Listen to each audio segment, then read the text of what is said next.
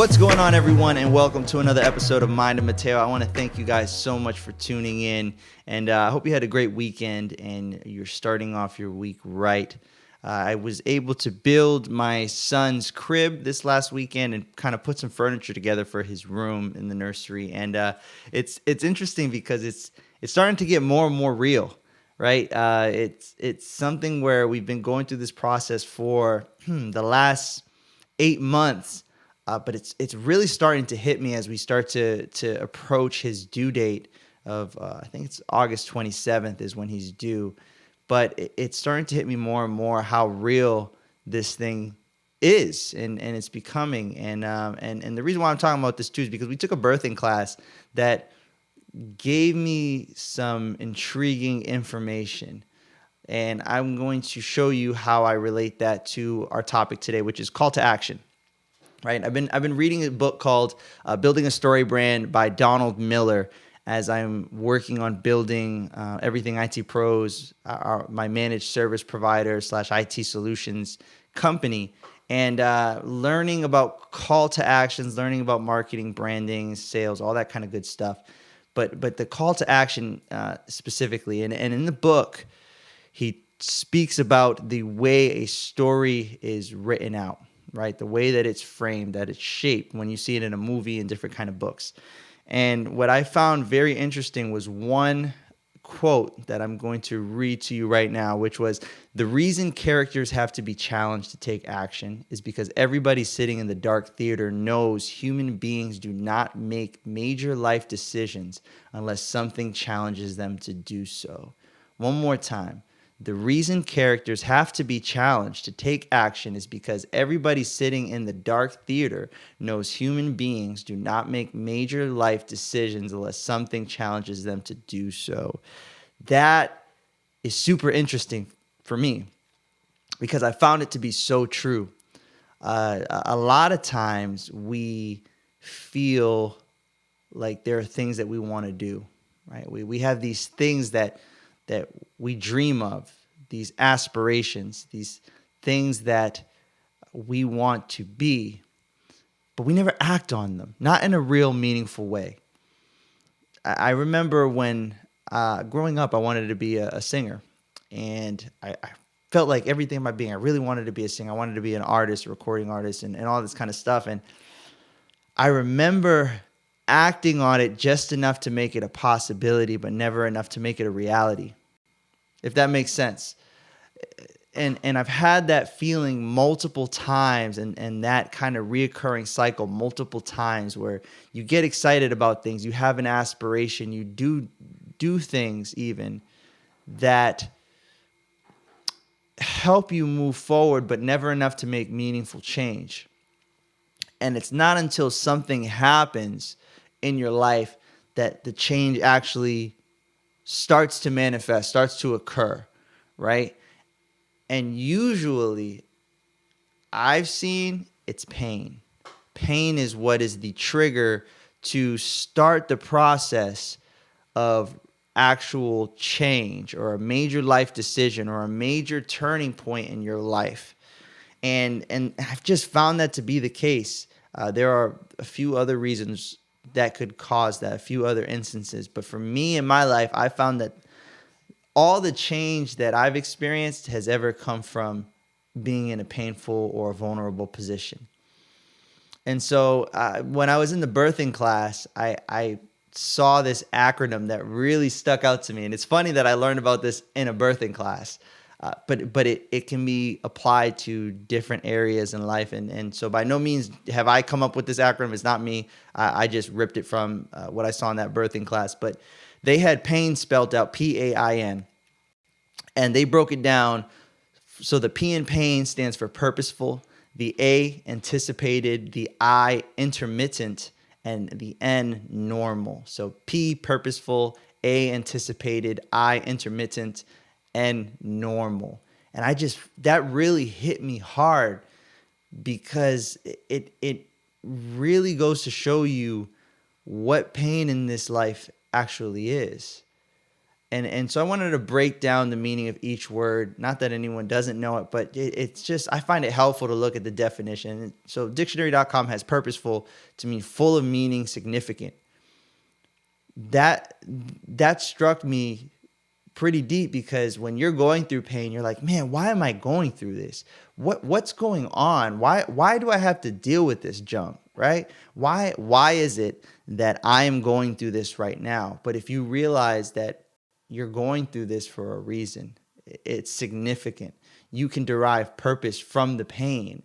You can take that pain and use it and extrapolate reason from it and improve from it, right? That's the first and foremost. Anticipated from dictionary.com, predicted, foreseen, or expected. This is one that I've been grasping with or grappling with for a little bit now. And I'm going to explain to you a few different things that have happened in my life that have led me to this point right now. But when you start to realize that pain it doesn't just happen, right? It's predicted. It should be expected. It should be foreseen. You say, what do you mean? Yeah, I don't want to anticipate pain. Yeah, but this is the thing. You can't control that, right? You can't control tragedy, not completely. You can do things to mitigate it. You can do things to lessen the likelihood of pain occurring, but you can't stop it, right? You can't stop pain from happening. What do I mean by this? One thing that has become very apparent in my life is things age. I like fine cars, right? I like classic cars. Even classic cars, they age, they get older, they need repairing, right? And this is the thing, like you could take care of a classic car and pass it on from generation to generation to generation. But the human body isn't that way. We're finite, right? We have a beginning and we have an ending to when our body will cease to exist. We age, and there's nothing we can do to stop that. We can slow the process. We can elongate our lives. We can push forward in that way, but you can't stop that aging process. And what does that mean? The older you get, the more likelihood for things to occur in a negative manner when it comes to health and other things. So if you start to think about it, I'm 29 right now, right? And life is dandy, I guess you could say, right? It's gonna be the best that it could ever be. 20s, 30s, going into 40s, right? But thinking about it, my parents, the people I love, the people around me, my friends, they're all getting older, and I can't stop that, and I can't control their life decisions, and I can't control their health, right? So you have to anticipate that there's going to be pain in your life. And if you can predict, you can foresee, you can expect it, it will change the way that you operate right here and right now in the years that really matter, but the years that set you up for the future, where you can prepare for pain, right? You can prepare and expect that something's going to happen. And instead of it smacking you out of left field, right, out of nowhere, you can be somewhat ready for it and maybe even do something about it, right? Intermittent. Intermittent from dictionary.com is stopping or ceasing for a time, alternatively ceasing and beginning again. Again, pain's not forever, right? Pain usually has a beginning and it usually has a ceasing, right? But it's going to happen again. Every time you lose someone, you're going to feel pain. Every time you go through a situation, you're going to feel pain. If you're growing, if you're trying to do anything worth its salt, worth its weight, you're going to experience pain because you're going into areas you've never been before. So you're going to experience things that you don't even know of right now. That's okay, right? That is okay. Let's look at normal. Dictionary.com, conforming to the standard or the common type, usual, not abnormal. Pain, purposeful, anticipated, intermittent, normal. I have found pain to bring about deep change in my life that never would have occurred, for me at least, through willpower or discipline. I find that discipline is very needed and necessary, But if it wasn't for the pain in my life, I probably never would have gotten to the place where I am today. And I still have so much more to accomplish, so much more to do. And I say that as humbly as I can say it. I mean, I'm nobody at all. Like I don't look at myself in that way. I'm just someone here trying to figure things out in life and trying to get better and and hopefully bring some joy to others and make change and make difference. But just to tell you a little bit about my story and be as transparent as I can be, hopefully it helps you. I do know what I'm about to tell you. For my story, there's people who are going through way more than I can even imagine. And so I don't want to belittle that. And there's people that may not have gone through as much as I've gone through, and not even that have gone through a lot, so to speak. But I remember the last decade has been kind of tough. Really 6, 7 years. It's been interesting. I remember it started when I found out my mom had an autoimmune disease, and I didn't know how that looked like, right? I didn't know what that meant. I was younger. I was in my late teens, I think early 20s, and I found out, and I just didn't know what the heck that meant, right? And so there was pain with that, and it wasn't enough to get me moving forward. It was enough to get me moving, but not moving forward a lot. And I had been dating my now wife for a couple of years, and I remember when she told me that she needed to go to California to kind of experience some things and figure things out and find herself, and she felt like she was being called to California to do some things for her life. And I remember having to make the decision and say, I got to support her in this. I'm living in Massachusetts at the time, so California's east to west coast, west to east coast, and I'm sitting there and I'm thinking, we've been together, I think it was like 4 or 5 years at that time, and sitting there and thinking, what am I gonna do? I've done long distance from like Massachusetts to New York, and that was tough. It wasn't easy by any stretch of the means. And so now she's going to move to the complete opposite coast. I wasn't in a career at the time. I wasn't making a lot of money. And so I didn't know what that looked like, but I knew that I had to support her because I didn't want to be the person that held her back from doing something she dreamed of doing and then having her resent me for it. And I knew that much when I was younger. And so that was a very painful thing. And I remember going through that process and thinking, wow, that's already tough as it is. And then you throw on the fact that my wife was feeling convicted.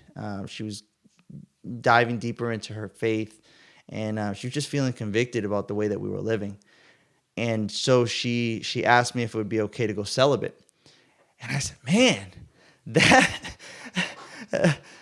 man, you if you're a man and you've had dessert, you've had cake, you want your dessert. You I don't know how else to explain it. So she said, you want to go celibate? I said, oh man, so we're long distance. That's hard enough already as it is. And then we're gonna do no sex. I don't know what that even looks like. I don't know how to process that. You know what I mean? And I said, okay, well, that old saying, if it doesn't kill you, it makes you stronger, right? I'm like, okay, I don't know what the heck I'm getting into at that age. And so we did that. We did that long distance for like two years, and we were doing celibacy during that time as well. And I remember that 2 years was probably one of the hardest 2 years of my life because I no longer had the person that was potentially going to be my wife around anymore. So it was just me. And not only that, I had to discipline myself in a way that I probably couldn't handle at the time. And I had to do all that. And I remember that pain is what spurred me to actually find a career and get into a job, get into IT. I remember I said, well, I can't do this. I can't work at Sports Authority or Boston Sport Club making minimum wage and expect to have a thriving relationship. Long distance, West Coast to East Coast. I mean, one flight will put me back a couple months. I mean, I couldn't do that. So I started looking into getting into IT. And I remember I lived in, I think it was Burlington at the time. and getting an internship as some kind of software consultant or something like that at a place in Lawrence. And it was about an hour drive each way, not including a lot of traffic and not including weather, inclement weather or anything like that. And I remember those were some of the toughest days in my life because it was I'd say it's a smaller organization, and they were getting bought out or something. It was a lot of fluctuations. The drive already was a ton, and then on top of that, it was stressful work conditions. And I remember going through that, and I'm like, wow, this sucks, man. What am I doing?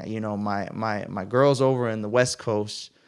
We're celibate, we're not having sex, so I'm stressed out of my mind because now I've got these hormones I got to deal with, and then I got this really crappy job, and I thought, okay, cool, whatever, all right, we're gonna keep pushing forward. I gotta evolve from this situation. I can't stay here, right? I can't do it because I'm not comfortable.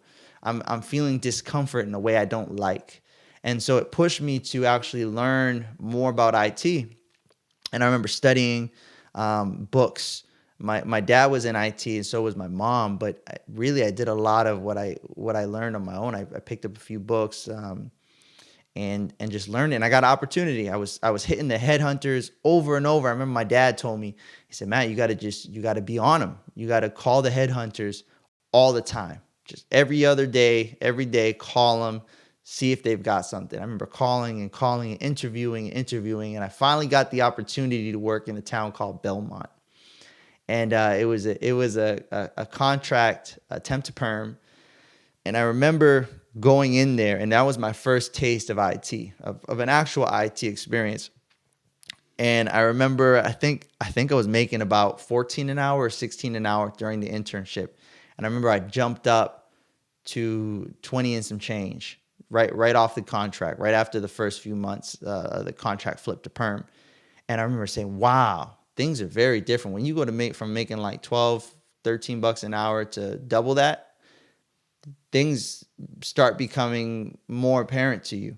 And so I said, wow, things are different. I'm still not comfortable. I've got things going on in my relationship that I don't really know what to call them. I don't really know what to do, but at least there's money now. At least I have options. At least there's things that I can do, whereas before I couldn't. And I went from an hour and some change travel time to I think it was about 15, 20 minutes. And I went from a very kind of turbulent work environment to a very stable, cool environment with people that were helping me grow and wanted me to succeed. And so I remember going through all that. And then due to just the length of time going long distance, I remember me and my now wife, then girlfriend, we went through some issues. I remember just the temptation was overpowering at moments. Like, you can only go to the gym so much due to sexual frustration. I remember going to the gym and I'd be hitting those weights, and I had some of the bigger guys looking at me like, bro, you juicing? You want something? What you want? I said, no, man, that's celibacy. That's the strongest testosterone I've ever felt in my life. I don't know what steroids feel like or anything like that, but man, that was enough for me. It was tough. And I remember my wife too. I didn't know it at the time, but she was getting tempted. She had this she worked at a high rise in LA, and she had this executive that was, fancied her and was going after her. And so, she's trying to be faithful to me, but here she goes. She's got this guy with a lot of money and, the nice car and everything like that. And he's going after her. And I'm over here and I've got some girls that I'm friends with, that I'm hanging out with them, and they've got friends that are females, and they're obviously flirting and stuff like that. And it was like a bomb, ticking time bomb waiting to go off. And I remember when we had an opportunity to talk and kind of come clean to the temptations that we were experiencing and some of the ways that we've slipped up a bit. And I remember that pain as well. And I said, I can't keep doing this. I can't. And she experienced it as well. And she said she can't keep doing this. We can't keep dating and being in this kind of neutral, not going anywhere but moving forward kind of place. And so the pain that came from that led us to the decision of, well, we need to make a decision. Either we're going to move forward in this relationship or we're not. It's that simple. Either we're going to commit to each other and make plans to be with each other, or we're just going to have to call it quits and go our separate ways and do whatever it's going to, do whatever goes from there. And I remember thinking, I said, I'm a bit of a slow learner. So we were dating for a few years, quite a few years of that, 5 or 6, 7 years at that time, or whatever it may have been. And I said, you know what? I love this woman and I got to marry her. Right. And I remember she wanted a very specific ring. I couldn't afford it. I couldn't afford the ring that she wanted, even with the new job that I had. And I remember having to save and also get creative with how to get that ring. And so it was a lot of driving. I had to go out of state and all that kind of good stuff a couple times, but I was able to get the ring. We ended up deciding to get engaged, proposed to her, did it in a real tasteful way. I was scared out of my mind, but I knew I was making the right decision. And so fast forward, we're getting ready. She says she's ready to move back home. Meanwhile, I've been flying from Massachusetts red eye to Georgia for about 3 to 6 months because I had an opportunity to work with an amazing woman named Jan Smith to coach me with my vocals. And I mean, she's the best of the best. There's nothing I could say. She's just amazing. And so I've been working with her, and she said, if you lived in Georgia, I'd work with you. I could work with you each week. And I said, wow, I don't know of an opportunity where I get to work with the kind of caliber person that she is, being cream of the crop, and say no. I don't know how I can say no to that. So I started thinking about it really deeply, and I said, you know what? I don't know anyone in Georgia. All my family's in Massachusetts, in Lowell, Boston area. But I can't say no to this. And so I said, I talked to my wife, and I said, she's my girlfriend back then. And I said, I think I got to do this. And it was tough because I worked so hard to get into that position at Belmont, into the IT career. And here I am. I'm going to uproot that and go to some place I've never been to in Georgia, and just go. And at that time, my wife is talking about moving back home. So here we go. We done long distance from Massachusetts to LA. Now we're about to do long distance from LA to Georgia until we get married. And so it was very difficult. Made the jump, came down here. I learned a lot, but as I was learning, I think what had happened was there was just something that wasn't sitting right with me. And I was getting better. I was becoming a better singer. I was working with Jan, and I was learning so much, not just about singing, but she is wonderful in psychology as well. And so I was learning more about myself, and I just kept moving forward and everything. And I ended up having to get a few contracts down here in Georgia to work in IT. And I remember preparing for the wedding, stressful, super stressful, especially when you're doing long distance. But I remember getting married. Fast forward, my wife moves down to Georgia, and she had to leave her family, which was super tough for her too, because all her family was in Massachusetts, as well as my family was in Massachusetts. And I remember my brother decided to stay in Massachusetts. I don't know why that was so tough for me, but it was very tough. It was the first time our immediate family were separated. We weren't together for a prolonged period of time. And I remember we got married, we moved down. Things were peachy. Me and my wife have just got back together. We've been around each other for the longest period that we've been in the last 2 years. And things are going pretty well. And I remember I got a good cushy job down the street from where we were staying at. I was making good money, and things were well. My wife got to keep her job that she was working at. They allowed her to go remote. She was the first remote worker. Before this whole Corona thing, she was able to work remote. And I remember things were going well. We had money in the bank, and everything was going good. And that was maybe a month or two, I think, after we got married. And then all of a sudden, I got a phone call. I believe it was like at 2 or 3 in the morning. And I looked, and I'm like, who's calling me? And it was my mom. And actually, she had called my wife. My wife woke me up and said, your mom's been calling you. Give her a call back. And so I called her back and I said, Mom, what's going on? And I remember she told me, Maddie, you need to come to the hospital, to the emergency room. It's your dad. And my dad at that point in time was like pretty much amateur bodybuilder. He was like 225. He was jacked, real lean, real big, and from what I knew, healthy. And so she said, "Yo, Maddie, you gotta come to the emergency room." And I could hear something I've never heard in my mom's voice, which was just fear. I heard the quiver in her voice, and I remember I didn't know what to expect. So I got up, I got dressed, we went to the emergency room, and we're sitting in the emergency room, and my mom's telling me how my dad had pain in his side. And he said that it was so excruciating, they had to go to the urgent care. And from the urgent care, they said, well, he has to go see the emergency room. He's got to go see the doctor. And I remember the doctor came in, and her name, I think her last name was like Gunn. Her name was Dr. Gunn or something like that. And I remember she was giving my dad the news, and we were there, and she said, well, Lewis, you've got end stage liver cirrhosis. Your liver looks like you've been hitting a bottle of vodka every day for the last 10 or 15 years or something like that. And I was just like, what is this woman saying? If you don't know my dad doesn't drink. I think I can count on one hand the amount of drinks I've seen this man have. And even growing up, he just never did alcohol, not like that. And so, I mean, I don't think I've ever seen the man casually drink a beer. It's always been like one-offs, very, very, very, very special events and whatnot. And so I didn't even know what the heck that meant. I said, well, what the heck is end stage liver cirrhosis? What is that? What does that mean? He's going to be okay, right? And I remember them saying, that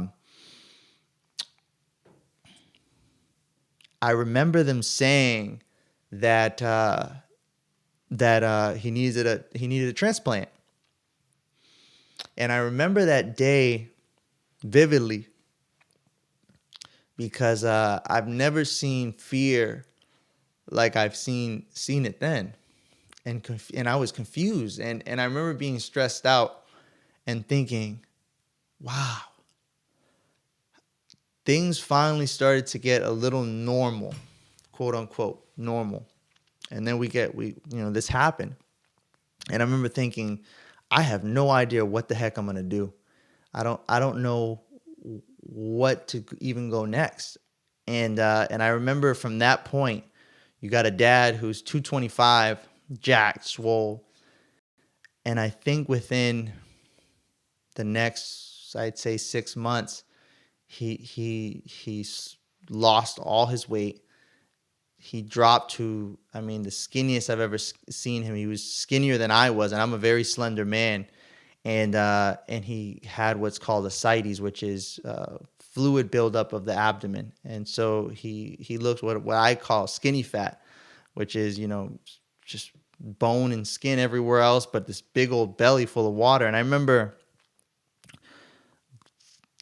I had no idea what I was going to do. I remember the first month or two that my dad was emotionally shutting down, and my mom was trying to be strong. She was being strong, but I remember seeing a breaking point, and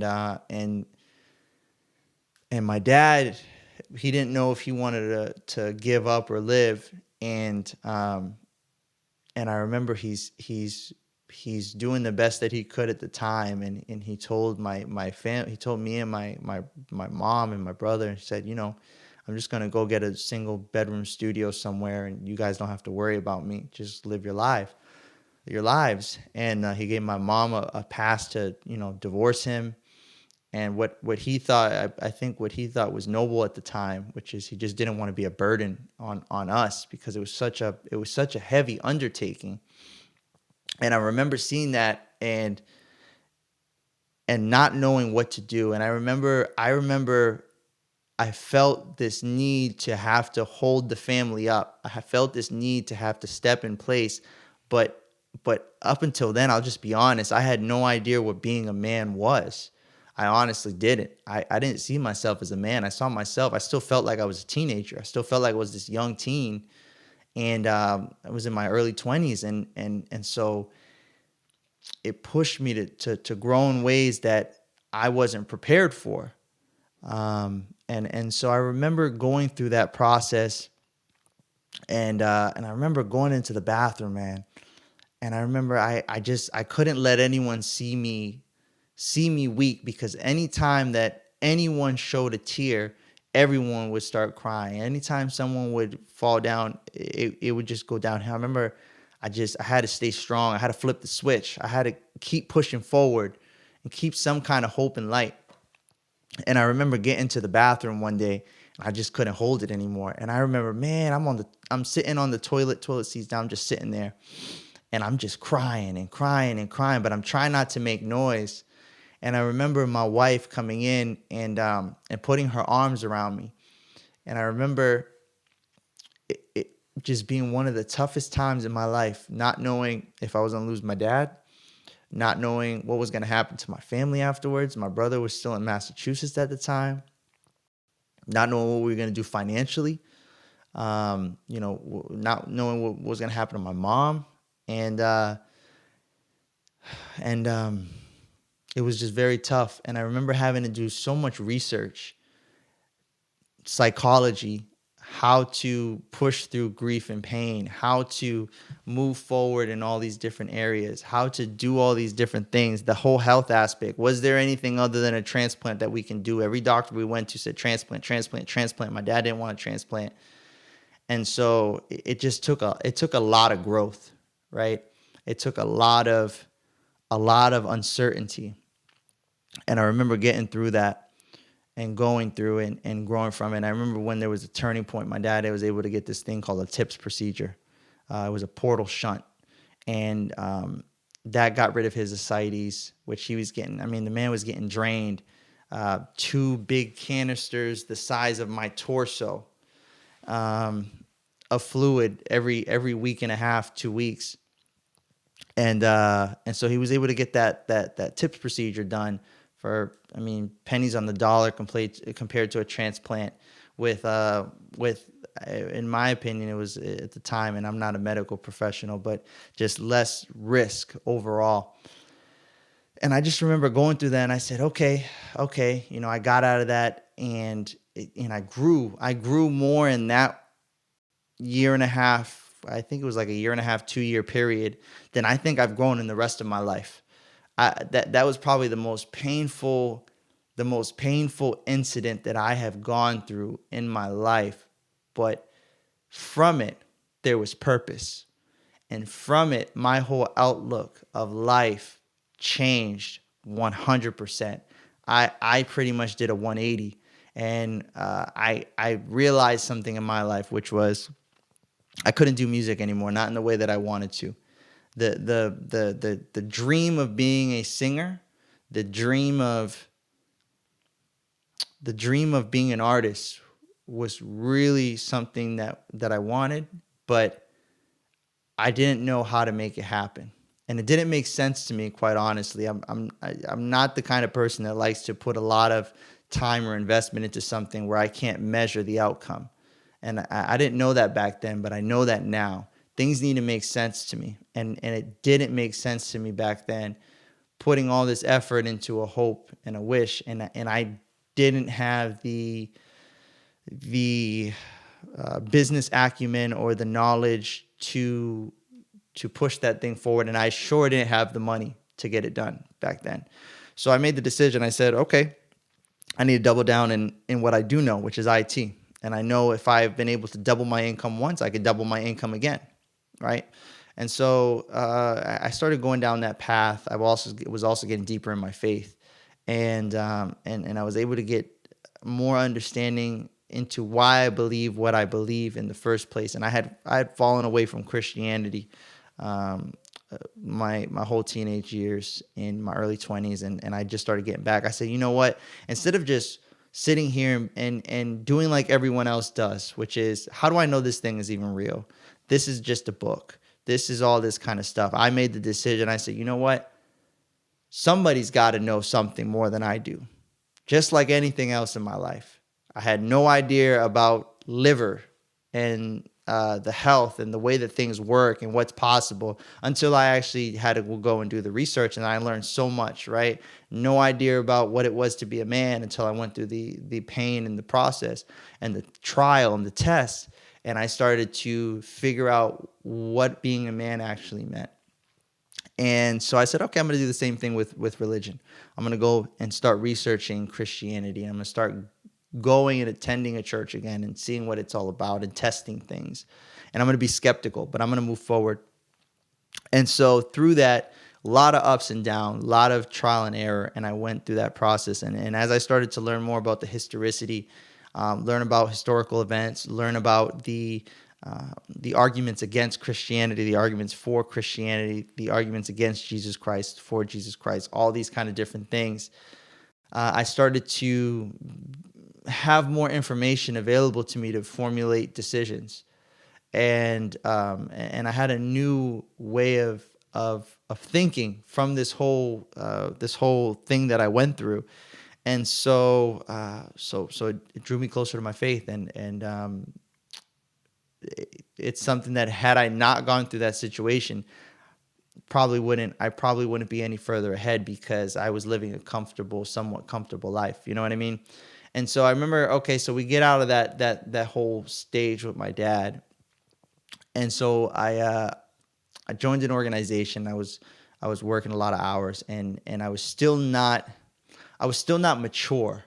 I was I had a taste of what being a man was, but I still wasn't a man, if that makes sense. And so I started to have a lot of hours where I would work. I'd work some evenings. I'd work a couple evenings, a lot of late hours and stuff like that. Um, and I started to have marriage problems. I remember going through all of this and thinking, okay, I'm okay right now. I thought I was okay. I've been through all this. You become a little callous and scarred over. And I remember going through all this process, and I'm like, okay, I'm kind of okay now. And I never once thought, wow, maybe my wife isn't okay. Maybe we just went through this whole, 2-year long distance thing, and then a year and a half, 2 years of this whole thing with my dad, where I really had to put my dad first, and my family, my mom and my dad and my brother, and maybe my wife isn't okay. I never thought about that. So here I'm trying to dive into this new venture, and things just started to deteriorate fast. And I had made the decision to accept an elder. We had a childhood dog. His name was Nico, and I think he was like 12 or 13 at the time. And I said, well, my dad just went through that whole thing. He didn't want to keep the dog around. I said, well, all right, well, I'll keep the dog. I don't want to lose the dog. I don't want to give him away. He's been my childhood pet. I've gone through a lot with him. And so I took him in, and I didn't realize how much of a commitment that was, and how much of a burden I had put on my wife, because, taking care of an elderly dog, I mean, you're talking doggy diapers, the dog's just going all over the place. He can't control his bladder anymore, all these kind of things. And I remember just between that and work, I wasn't around. And when I was around, I was just tired. I was tired and stressed out. I didn't realize how much pressure I had allowed to remain on me. And so it was tough. We started having really big blowout fights, and I mean, it was ugly. It was like something you see out of a novela. Honestly, it was. And I remember going through that problem, and I'm like, man, it's just thing after thing after thing after thing. The long distance, the celibacy, the job problems, the going through that, figuring that whole thing out, the health issues with my dad, all this kind of stuff. And now, trying to figure this whole thing out with the work, and that wasn't working out with that newer job. And I wasn't mature enough to handle it. So I was just adding gas on the fire, and now I'm having marriage problems. And I'm like, man, this just, it's a lot of pain. It's a lot of different things going on. And I remember having to take a step back and sit there and saying, well, Matt, I'm talking to myself, Mateo, what makes you think that this isn't part of the process? And that's why this statement, pain, purposeful, anticipated, intermittent, normal, really hit me. It struck me when I heard it. I said, wow, so simple. And I'm sure they got it from somebody else, but it is so valid and true. And I started to look at it and I said, you know what? I don't think there's anything I can do to stop pain from occurring. I know I could do things better in my marriage, so let me take care of that. And I know that there are things that I could do better in my health, so I don't end up in a situation, hopefully, like my dad, like whatever happened with him, right? But there are things that I won't be able to control, and I never want to be in the position that I was in, which is having nothing available to me other than emotional support. I couldn't support anyone financially without, breaking the bank and ruining myself. I had no contacts. I couldn't call anyone meaningful to help. I couldn't do anything but be there. And being there, while maybe it helped emotionally, it didn't further the situation any more than it could have been furthered. So I made the decision. I said, you know what?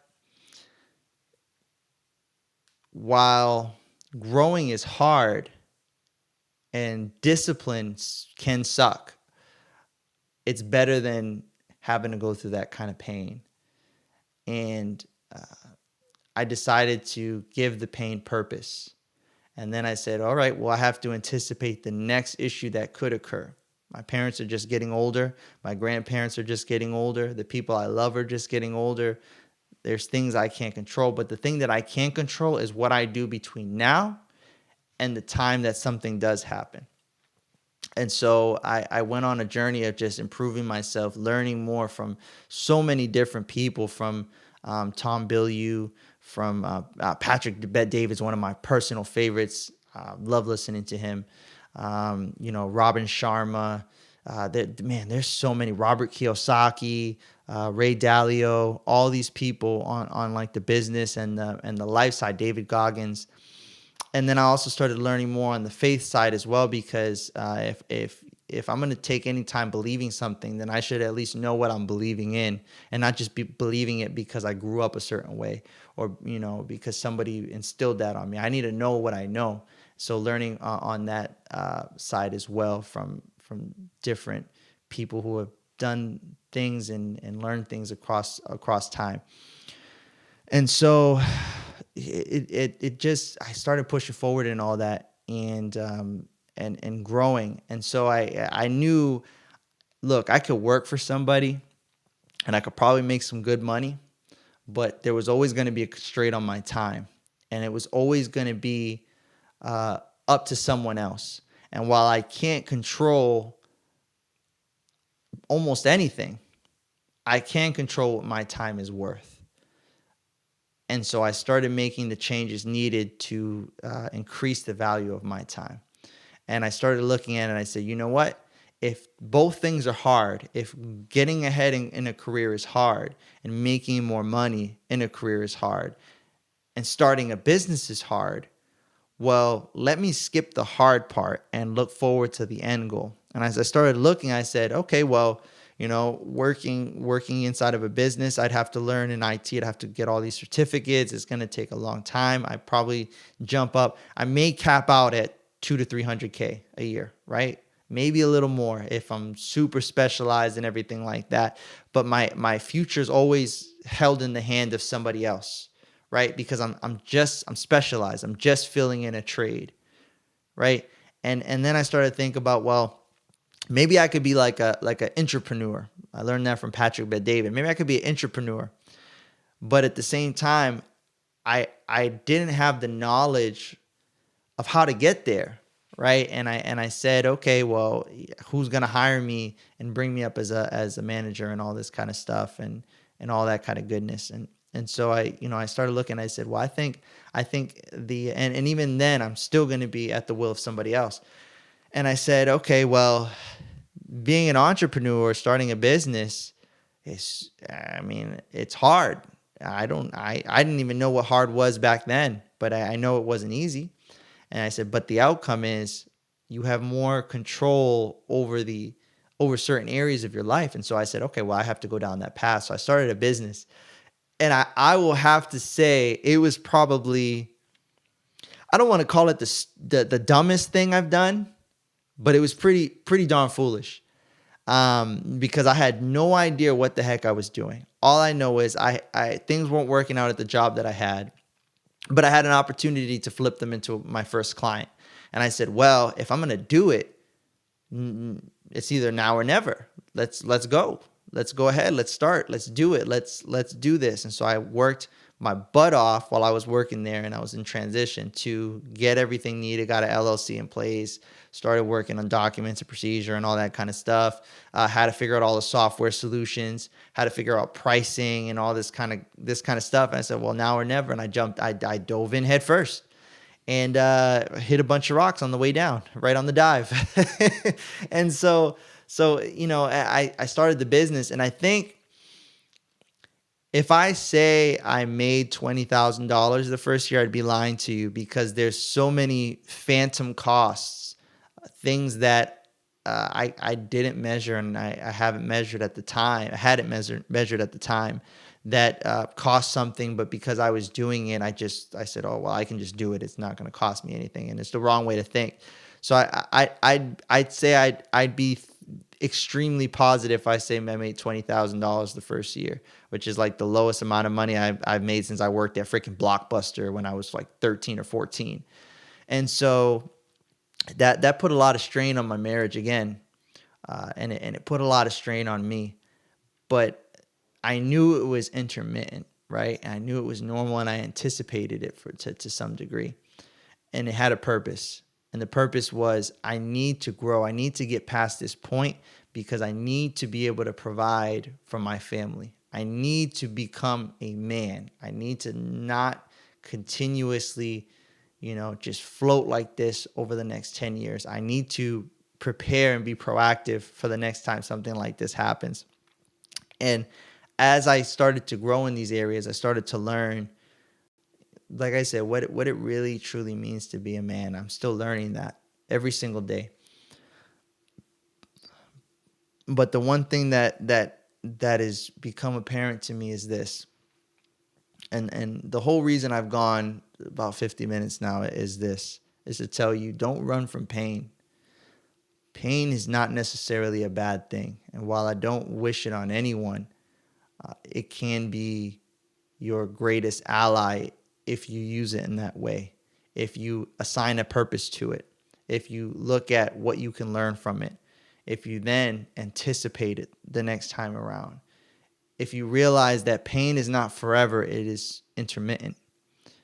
But due to it being intermittent, anticipate it, because it's going to come back. You just don't know when. It's normal. And use it to drive growth in your life like you never would have before. Because the truth is, if you would have, or if you could have, you would have. And what do I mean by that? Everyone says, oh, well, I want to do this, I want to do that, I want to do this, I want to do that. Well, what's stopping you? There's nothing stopping you other than a reason to go and do it, a reason to go forward and make it happen. And so here I am. I'm about to have my first son, but what a lot of people don't know is me and my wife, we had some issues, and I don't want to get into that too much, but because I want my wife to be able to share that first. That's something that she should be sharing. But it was more pain before my first son came, and before he's coming this month, and it's anticipated at this point.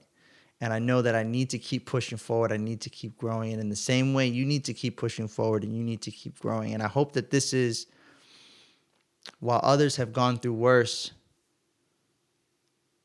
you may still need to hear this, which is you can use it to move forward and to get better. And there are bigger and better things on the other side of it. It's intermittent. It's not forever. So don't get caught up in what you're feeling right now. Use it. Move forward. grow, get stronger, because there are great things on the other side. Okay? I love y'all. Have a good one. And until the next time.